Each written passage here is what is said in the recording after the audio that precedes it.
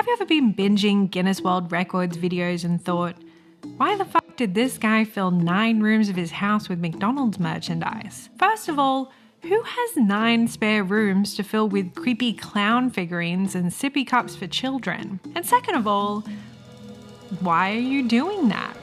Collectors, people who can spend their entire lives and life savings hunting for, collecting, and displaying their favorite objects. People will collect anything. Coins, cars, comics, cockroaches, stamps, sneakers, sports memorabilia, fine art, antiques, toys, trading cards, records, rocks, yo-yos.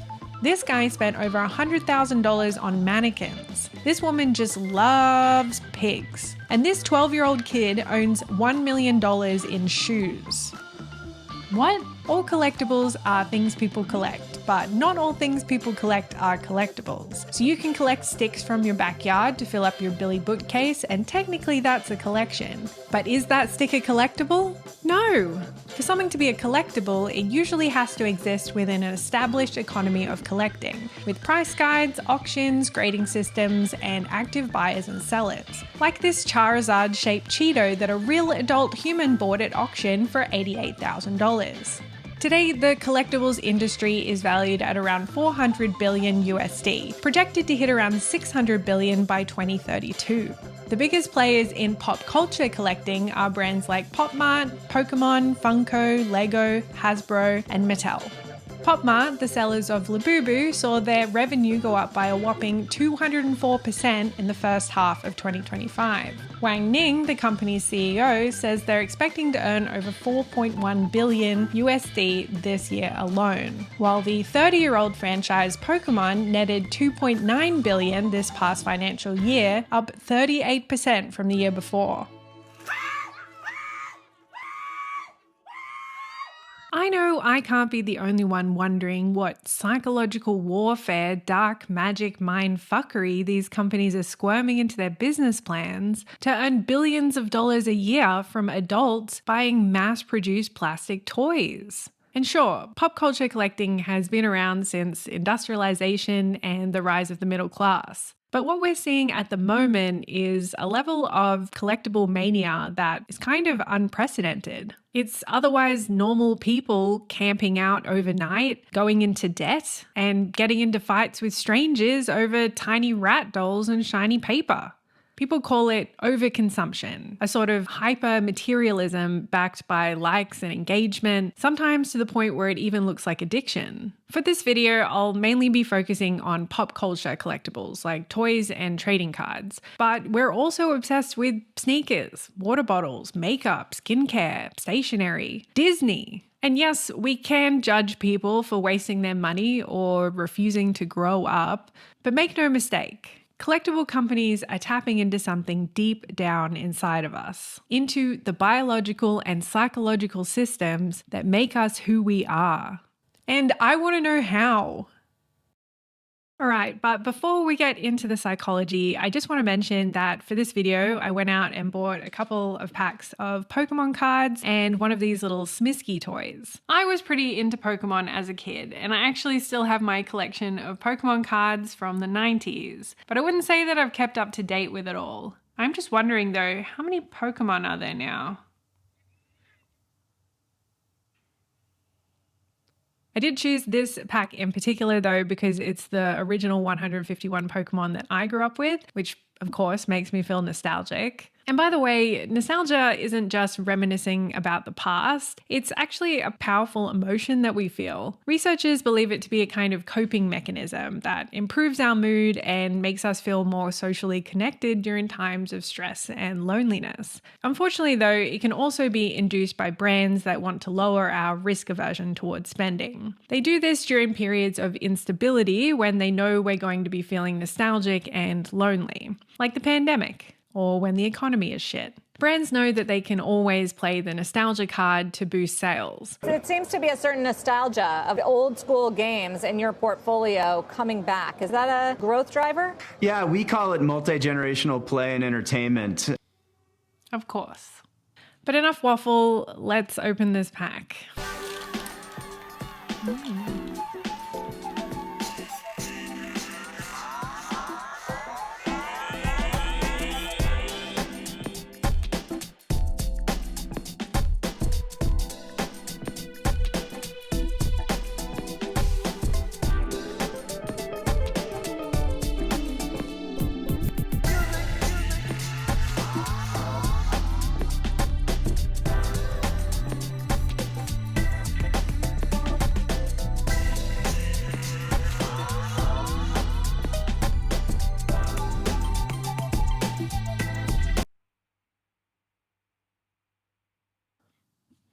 Okay, well, that was pretty good. Got a shiny, so that's nice. And a Pikachu. Not bad. Let's get on with the rest of the video then. If you've ever met a pop culture collector, you'll know that they tend to be huge nerds. 1,800 PlayStation 2 games. Here we got the Sea Life collection. Here behind me is the Marvel section. Here's some Ferraris. It's made by Mattel. They came out in 1971. I'm such a nerd. And I mean this in the nicest way possible. As someone with ADHD, are people with autism and/or ADHD more likely to be collectors? Turns out, maybe. Researchers have found links between collecting or hoarding behaviours and people with neurodivergent brains. For context, around 2.6% of the population have hoarding disorder. But whether you're looking at adults with ADHD or children with autism, a significant percentage also engage in hoarding. When we used to talk about hoarding, we tended to see it as a subtype of OCD. But this study from 2023 found that people with ADHD are actually much more likely to be hoarders when compared with people who have OCD. And I know what you're thinking, but hoarding isn't the same as collecting. Hoarding is this, and collecting is this. And for sure, they are not the same thing. Hoarders accumulate stuff, don't organize it, and have trouble letting it go. Collectors accumulate stuff, do organize it, and have trouble letting it go. Maybe what's important is not the line when collecting becomes a clinical disorder, but the underlying mechanisms that lead some people to really enjoy collecting stuff.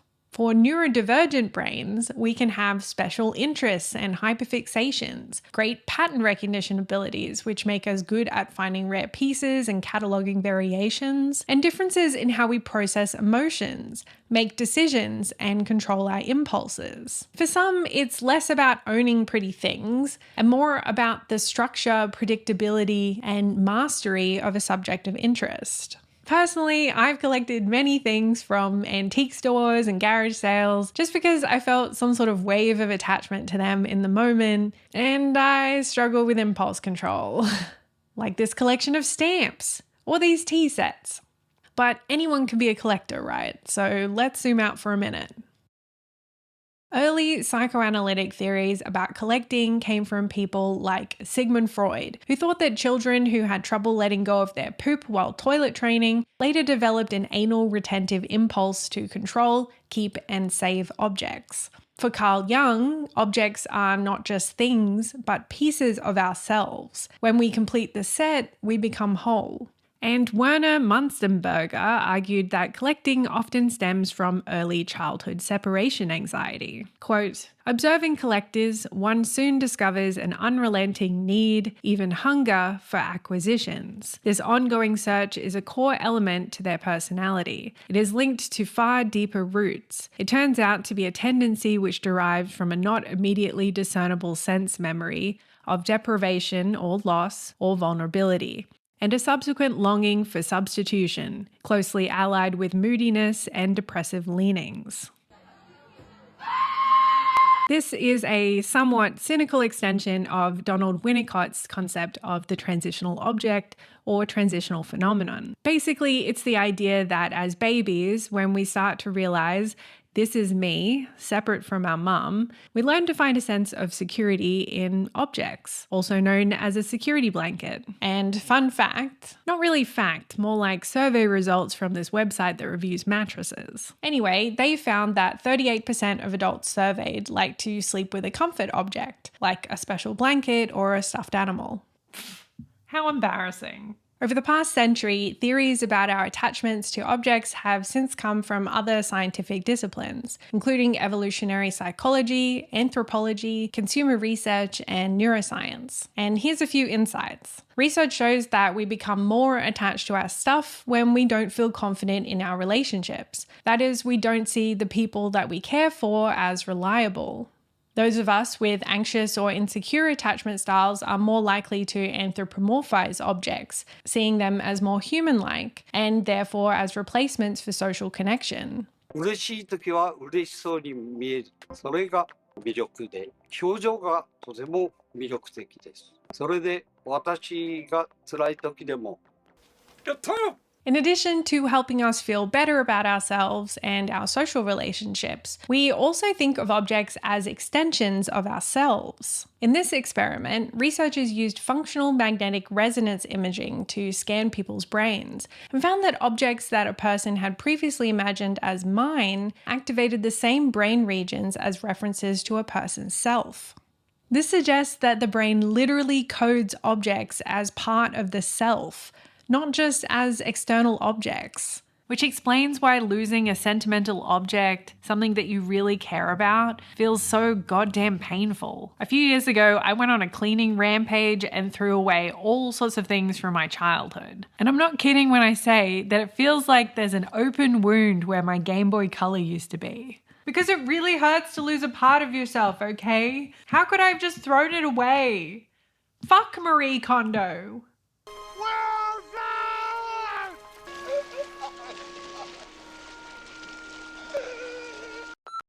We also use our stuff to compensate for when we feel unsure about ourselves. And the things that we buy can offer a kind of psychological salve to help us feel better about ourselves. Which is probably why we continue to buy small, unnecessary things during times of uncertainty or economic crisis, sometimes referred to as lipstick theory. And speaking of small, unnecessary things, should we open this one now?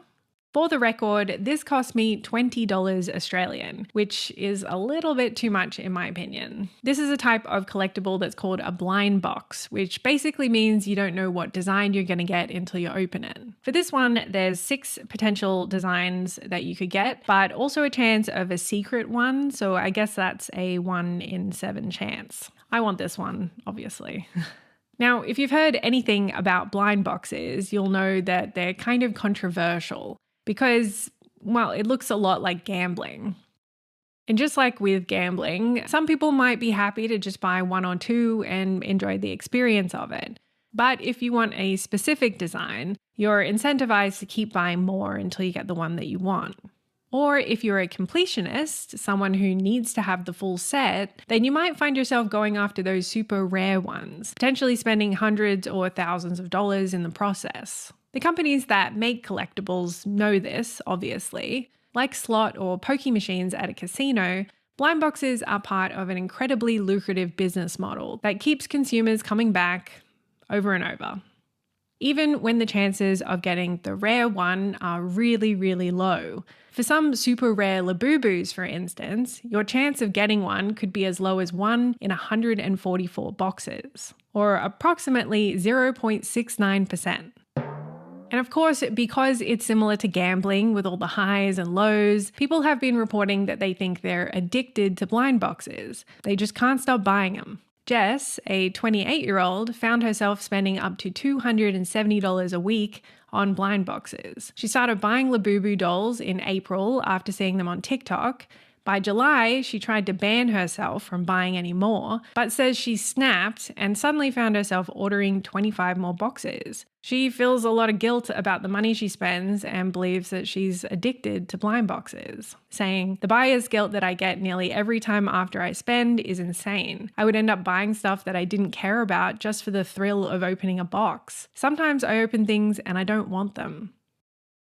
The fact that it's a blind box also means that it's easy to get scammed with fake products. Like apparently hordes of Lafufus, the fake versions of Labubus, are making their way into the UK. Border authorities have seized something like £3.1 million worth this year already. Oh, those are the immigrants that everyone's protesting. Wait. I picked up this totally genuine Pokemon blind box for $5 at a market the other day, and I don't care what you say, he will bring me happiness. Now, we're going to get into why our brains love to gamble in a minute, but maybe we should open this and see what we got.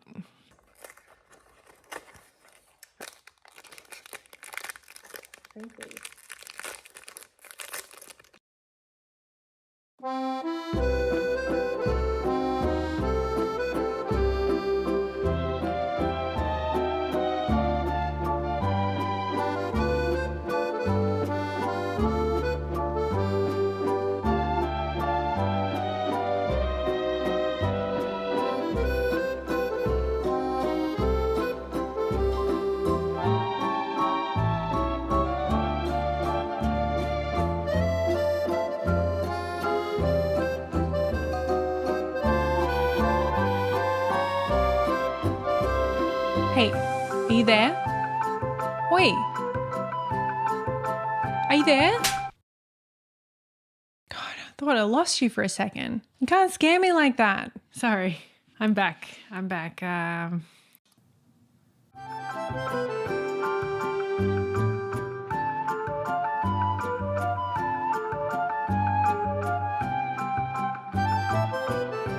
From an evolutionary perspective, as hunter-gatherers, survival meant finding and storing food, making tools and weapons, and collecting and remembering facts about which trees made you itchy. Owning things, including knowledge, made survival possible. These behaviors of hunting and foraging are all thanks to our brain's reward system, dopamine circuits mainly located in the mesolimbic pathway. Our brains reward us with magic happy juice when we're hunting or foraging, when we find things, and when we explore, learn, and invent stuff. The rewards, and also the punishments that our brains give us, are there to encode memories, so we can learn from our past and make adjustments in the future. And objects or tools are a part of this because if you figured out that you could open a coconut with a sharp rock, then you're going to bring that rock with you whenever you go looking for coconuts. This setup also means that basically anything can be addicting, especially if it's been designed to trigger our brain's reward system on purpose. Our reward systems also make us feel good when we gain social approval and bond with others. It's what people mean when they say that humans are social creatures. And it might explain why at some point in our evolution, we started being interested in art, ornament, and beauty. Seeing objects as not just tools to get food, but also as status symbols, signifying to others who we are. As Old Mate says, life isn't just about food, water, and shelter. We also need to feel good about ourselves and have confidence in our relationships. And acquiring certain objects can help us get those needs met too. Have you ever heard of a shell grotto?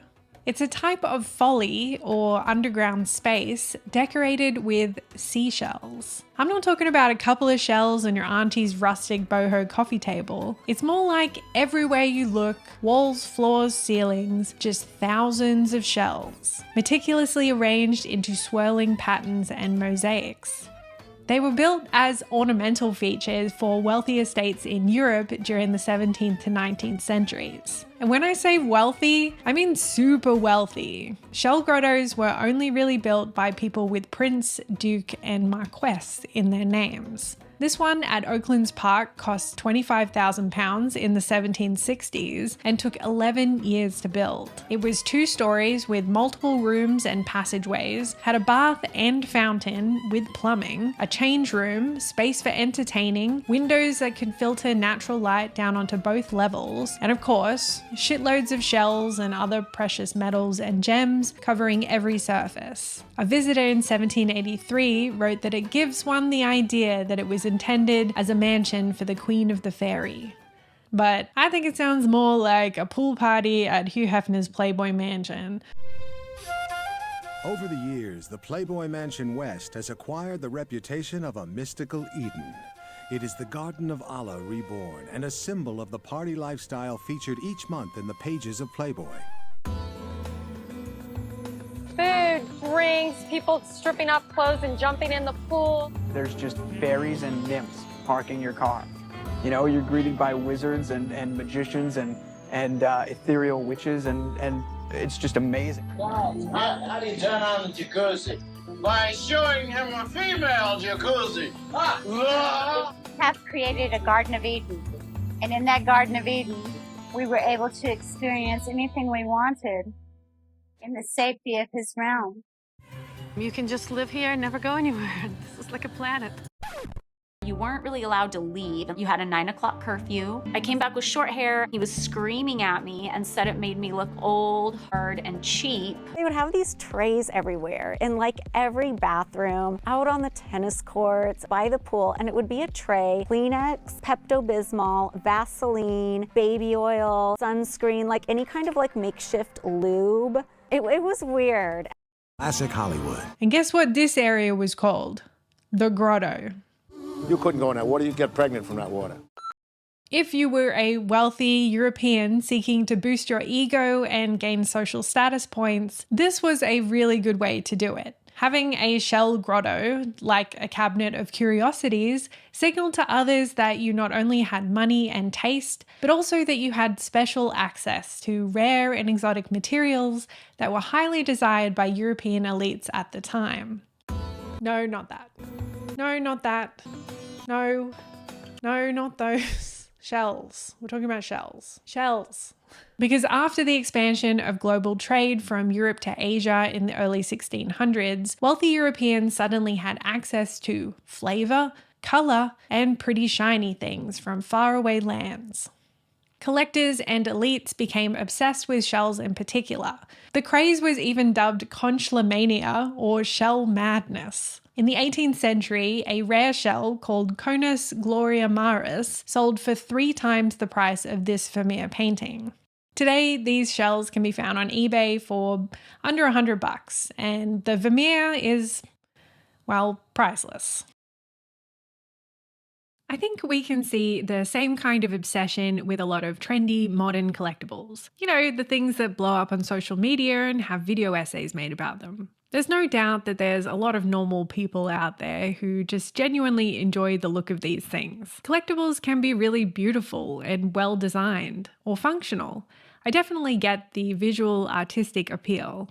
But if we're being real, a big part of the reason why people are driven to own rare and expensive collectibles or amass insanely large collections is that you're basically guaranteed to get social status points. It's the same reason why people wear branded clothing and hire fake jets to take Instagram photos on. Sociologists call it status consumption, when people buy stuff as a way to display their social status or position in society. This kind of clout chasing used to be reserved for only the super rich, when having something rare was more important than money. But now, collecting is available to the masses. Anyone can buy cheap, mass-produced plastic from China to show off on their socials. The bigger the collection, the more attention you get. It doesn't matter if it's positive or negative attention. All engagement is good engagement. And because these products are sometimes sold in blind boxes, it gives people the sense that anyone can be the winner of a rare item. Anyone can get lucky and earn status just from buying in. I'm not looking.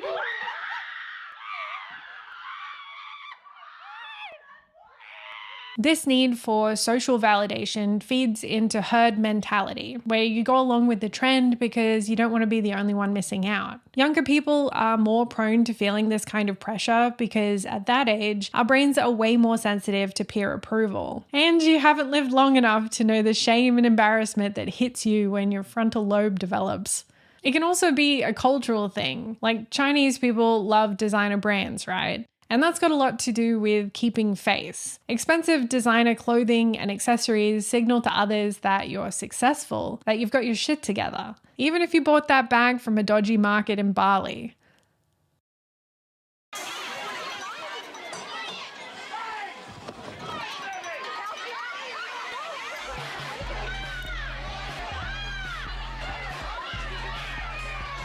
You did not get a Cabbage Patch doll this morning. No, I did not. How badly do you want one? Very, very badly.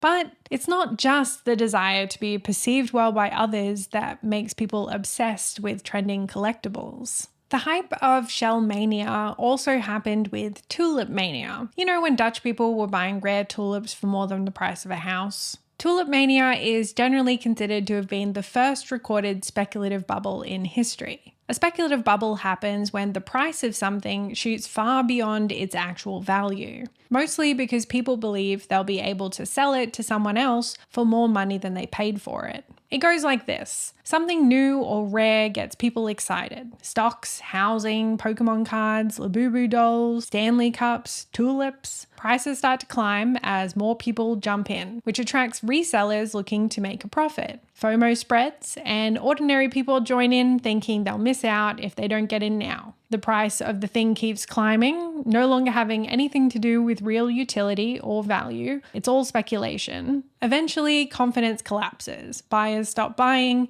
and prices plummet, also known as the crash.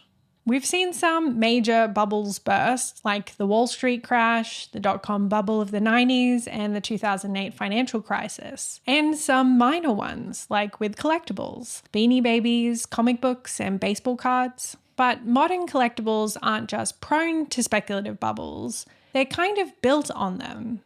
Take any trending product that people are buying as a collectible right now. What do they have in common? Well, they're all technically mass-produced, but the designs change slightly with each new release. They're often sold in sets, so you're incentivized to buy more than one at a time. There's rare versions, limited editions, and secret pools. For blind boxes and trading cards, it's straight-up gambling psychology, making use of that good old reward pathway. Then you've got drop days, because why would you just stock the shelves and let people buy it when they feel like it? No, now it's a launch. It's an event. And because they only release a limited amount of product at each launch, purposefully never meeting demand, people are kind of forced to go and wait in line, which then feeds into the hype even more. Now, because there's high demand and a high amount of speculation, a secondary market is born. Resellers start flipping stuff for a 10x, and it keeps feeding the monster. Now all these brands have to do is maintain cultural relevance with a steady stream of new designs, celebrity endorsements, IP collabs, and get influencers to reinforce that cult-like community online.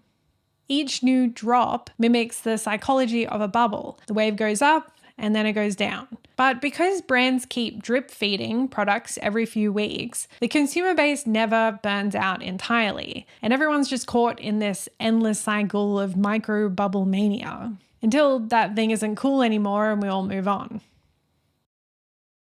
Well, it's this year's Toy Story, a red furry doll that giggles a lot. Tickle Me Elmo is the hottest thing this Christmas, sold out of stores everywhere.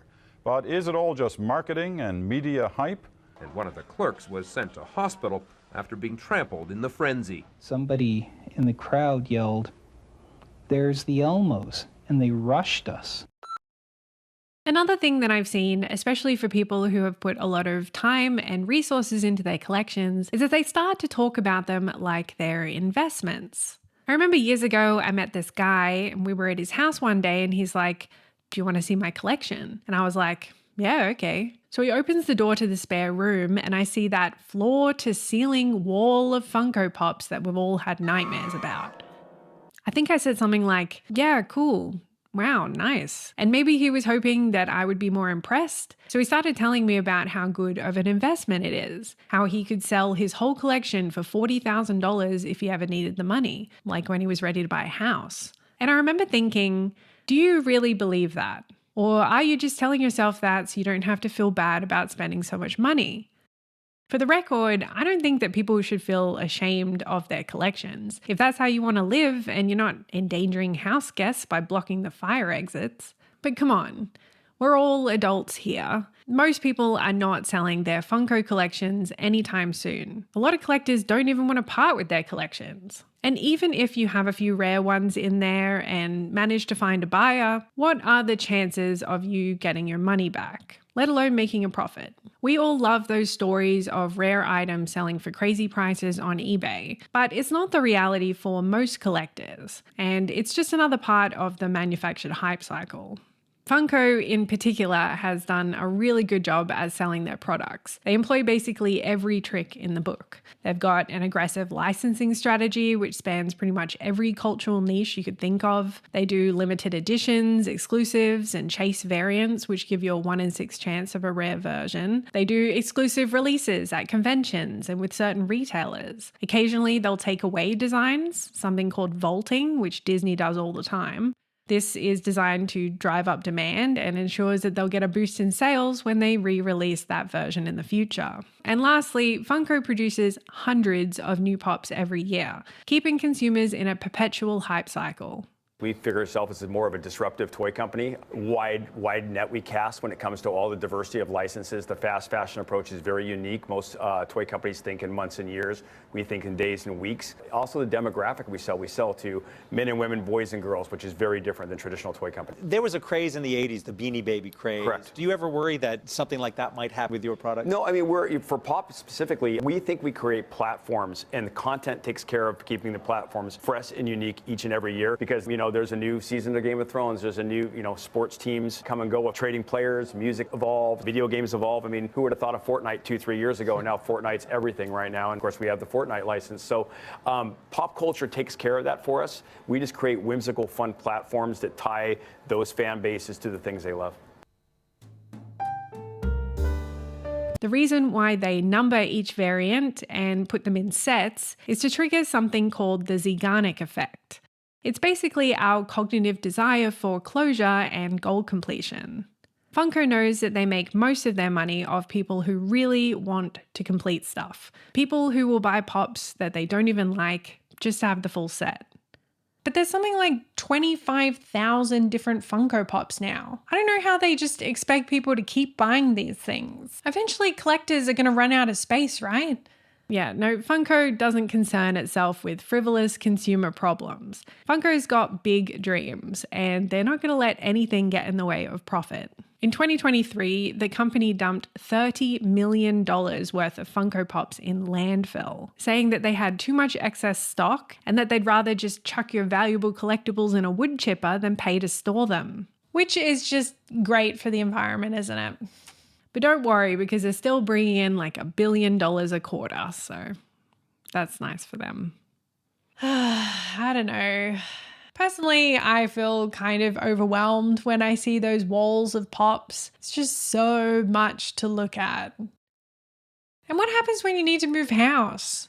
Anyway, if you just love collecting these freaky little babies, that's totally fine. It's your money and you can make your own choices. There's probably some money to be made in reselling if you want to do the hustle grind life. As long as demand is high and value is speculative, you get it, girl. But let's not bullshit ourselves. The true value of most people's Funko collections is sentimental. I think with any collectible, the key to profiting is to know when to sell.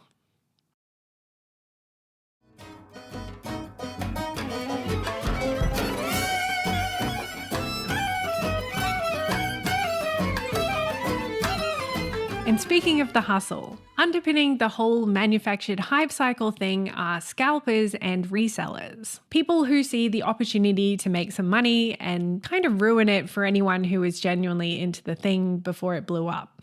The internet is full of videos and stories about scalpers and resellers being aggressive and just generally the worst. Like this video where a woman buys up all of the stock from this vending machine when there's a huge line behind her. Or this guy who uses his body to physically block someone else from using the machine.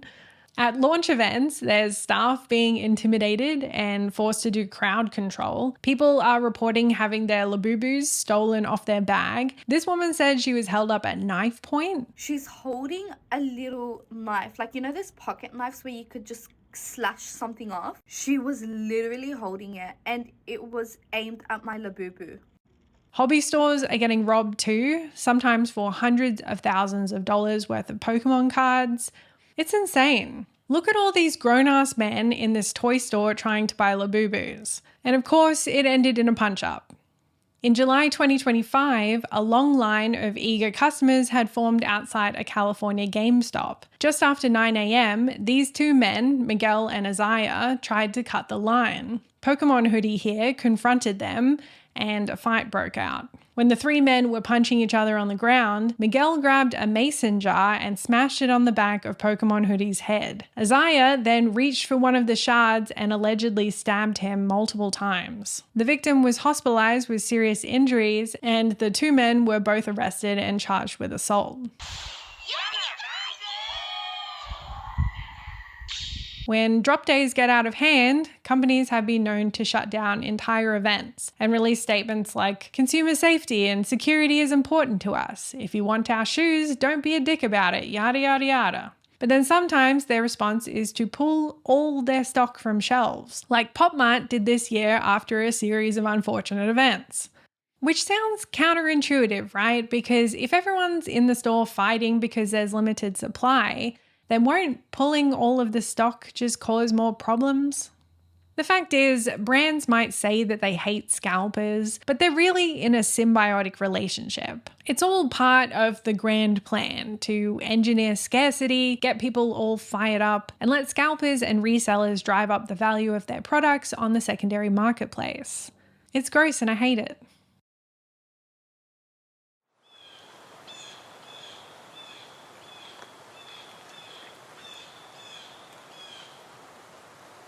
Oh, let's talk about something lighthearted.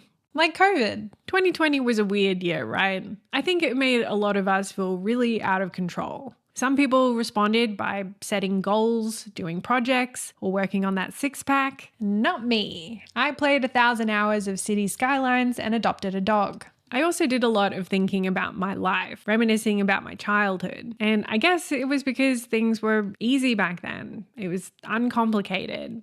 It was fun. And it seems like a lot of other people were doing the same because in 2021, US toy sales skyrocketed. Lego, Squishmallows, Hot Wheels, coloring in books, miniatures, Build-A-Bear, Razor scooters, even Beanie Babies are making a comeback. And it wasn't just parents buying Lego trying to get their kids off Fortnite for an hour. An NPD survey found that 24% of all toys between 2021 and 2022 were bought by adults for themselves. In Europe, toy sales for children declined by $200 million, but adult toy sales went up by $1.1 billion. CNBC said there's two things keeping the toy industry afloat right now: inflation and a consumer group known as kidults. Kidult. They're called kidults. By the way, kidult is going on my most hated words list. It's happening more and more. The so-called kidults are responsible for 25% of all toy sales every year. Paul Scribonic, owner of Super Happy Incredible Toys, is here to spark some fun and nostalgia for us. Just the name of the store alone, I think, makes me happy. It's a mouthful. That is incredible. Okay. In the years leading up to the pandemic, companies like Mattel, Hasbro, Pokemon, and Lego were actually all seeing losses. Mattel was really in the pooper. But COVID gave all these companies an opportunity to tap into the lucrative market of sad, lonely adults with full-time work from home jobs and no assets or children. A big part of the strategy involves making movies, which is why suddenly everyone started talking about Barbie again. And look at that, number go up. So, Inan, how do you plan to change this consumer products company? Well, this story is so exciting because Mattel is the owner of one of the strongest catalogs of children's and family entertainment franchises in the world. Think Barbie, Hot Wheels, American Girl, Fisher-Price, Masters of the Universe, Thomas the Tank Engine, and many, many more ageless, timeless, generational, iconic brands. We have two opportunities. One is to restore Mattel back into being a high-performing toy company. As the second is to capture value from our intellectual property by extending our brands to highly accretive business areas such as film, television, live events, video game, consumer product, and merchandise. So you recently launched a movie division. Now, Lego and Hasbro really had some success launching their brands into movie divisions, which many say has then gone back and driven more sales. The movies create the fans, which buy the toys and the trading cards and feed into the hype monster. Since the pandemic, toy companies have been steadily clawing their way back into cultural relevance, and millennials are funding it. Former president of Funko, Andrew Perlmutter, says, "We're not a toy company, we're a pop culture company. We're selling to an older audience. We're not selling to kids who are ready to move on to the next thing." Pfft, stupid kids. Our audience is buying our products with their own money for their own special occasion. So they're not waiting for a birthday or Christmas or a holiday. They're buying it because they want to express their love for whatever that fandom is. Yes, finally, permission to treat ourselves. Why should you ever have to wait for anything when everything can be available at any time? Why wait for your birthday when you can celebrate your fandom every day? Do it! Do it! Celebrate that fandom. Distract yourselves. Don't think about the techno-dystopian nightmare that we're all living in. Just buy another fucking toy, nerd. It's self-care, babe. You can tell how much these companies are invested in collectibles for adults now, because every article I read, all the news coverage about the toy industry from the last couple of years, is just CEOs saying shit like, who says being an adult means you can't have fun? Toys aren't just for children anymore, or some version of that, which is just super cringe and clearly shows the marketing direction that they're going in. You know, the toys are not just for kids anymore. Adults can enjoy a lot of them too. It really is this insight that play is not just for kids, it's ageless. A Build-A-Bear with a beer. Well, we do have Build-A-Bears with beer and Cabernet or Paw Seca. Remember that fun fact from earlier about 38% of adults sleeping with comfort objects? Well, I saw that statistic quoted in so many places, actual news articles. But after seriously hunting for the original study, it turns out that it's not a reputable survey. It was posted by a website that earns money from affiliate marketing. They recommend certain brands in exchange for commission. And here's another survey conducted by Build-A-Bear, where they say that 40% of adult respondents sleep with a stuffed animal. It just so happens that these survey results were released to the media in 2017, at a time when Build-A-Bear was facing 3 years of declining sales. And look at that, 2018, you guessed it, number go up. In the biz, they call it brand journalism, when companies produce articles, blog posts, or news-style content that promotes their product by talking around it, not directly selling it. For the last few years, we've seen an uptick in brands strategically marketing toys to adults through news media, which convinces us that it's not weird to have toys if you're an adult, through movies, specific adult and collector lines, and through the use of social media influencers. In 2020, the makers of Squishmallow were bought by Jazzwares. Jazzwares is a monster in the toy industry. They've got licenses with everyone. Marvel, Fortnite, Roblox, Pokemon, Stranger Things, Hello Kitty, Blackpink. They're also owned by Berkshire Hathaway, aka Warren Buffett. In 2021, famous people like Kim Kardashian, Lady Gaga, and Charli D'Amelio all started posting their Squishmallow collections on their socials. And the trend blew up, particularly with young women aged 18 and up, a highly profitable demographic.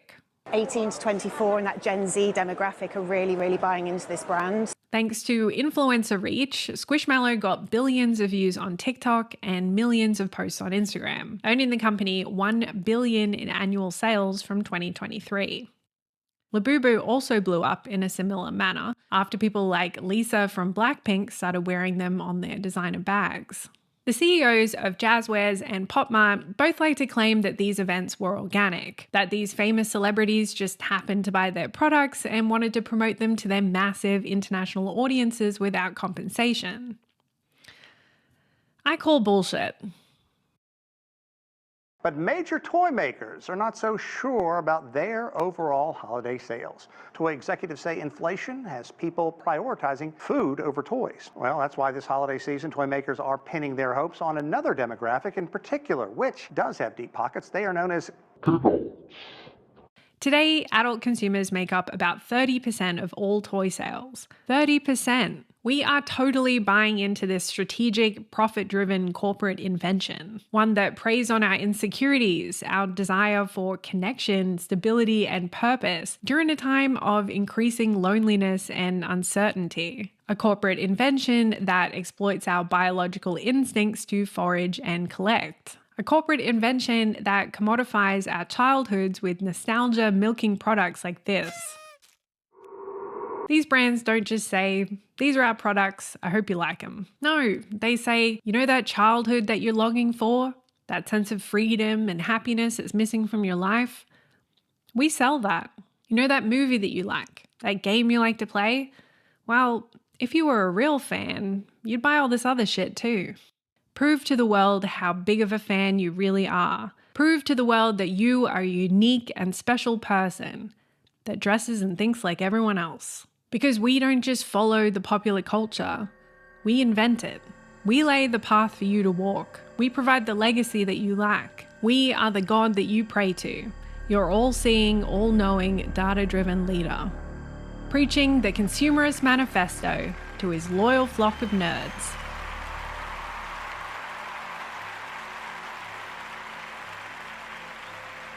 Look, I don't need to tell you that for-profit companies will say whatever they need to in order to meet shareholder expectations for yearly growth. I know that you know that they know that we can't afford a mortgage, that we're lonely, that AI is coming for our jobs and resistance is futile. It's painfully obvious when these brands are exploitatively smashing the nostalgia button, and yet we can't seem to help ourselves. because collectibles are a little dopamine-fueled slice of escapism in a world of horse shit. Yes, there is a monster of corporate greed chomping away behind the collectibles industry. And yes, they are exploiting the biological systems that influence people to collect and gamble. But on the other side, out here in the real world, it's just regular people who I think are just desperate for purpose and connection, huddling around the warm fire of their favorite brands. These days, we're all going out much less. At home, we're siloed into our own little worlds, so much so that every time you speak to a friend, it's like, oh, did you see that show? No, I haven't seen it. Oh, well, you should really watch it. And then you never do because it's on a platform that you don't want to pay for. Meeting strangers at launch events out in the real world that share your same interests and won't judge you for it. Or meeting up with actual people at a hobby store and playing a game on a Saturday afternoon. That's a real need being met at a time when our social and cultural ties are deteriorating. I don't collect Funko Pops or Smiskies or Labubus, but a few months ago I started cancelling all my digital subscriptions. So on the weekends, I go out and hunt around in secondhand shops for DVDs and old video games. Collecting old media has been a way for me to gain some power back from these streaming companies that we're all beholden to, because I just want to own some stuff that I like without having to pay to rent it for the rest of my life. It's also been fun in that dopamine foraging kind of way. When I go into an antique store or a secondhand shop and I find an old game or something from my childhood, it feels like time traveling. I can suddenly access all of these memories that I've mostly forgotten about just because I picked up a copy of Dog's Life. I think that's magic. I guess what I'm saying is that we're all probably a bit lost right now, searching for solutions to our problems and trying to meet our needs in a world that's changing really fast. Like if time could just stop for a second, that would be great. Just stop. Just for a second. Just stop. Our brains are just doing what they've always done, trying to motivate us to go out and look for resources that help us survive.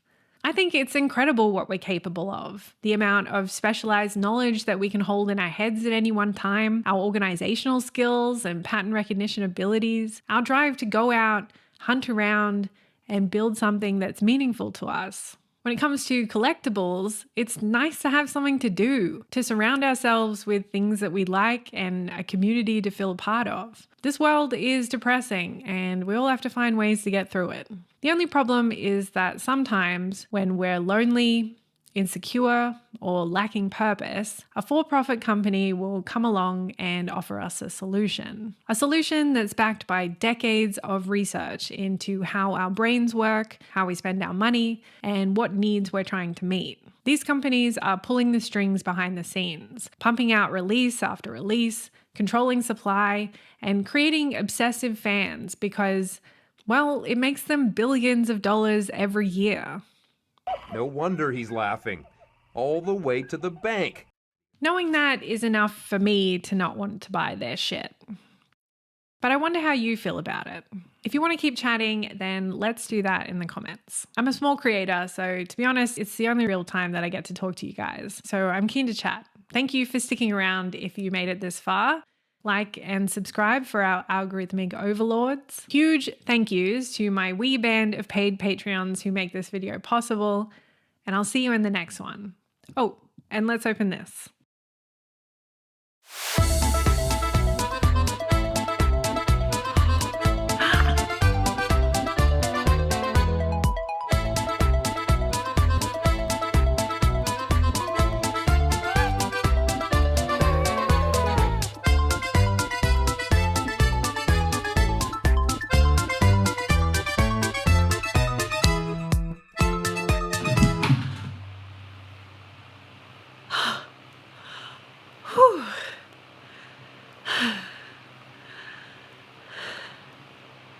Probably shouldn't buy any more, right?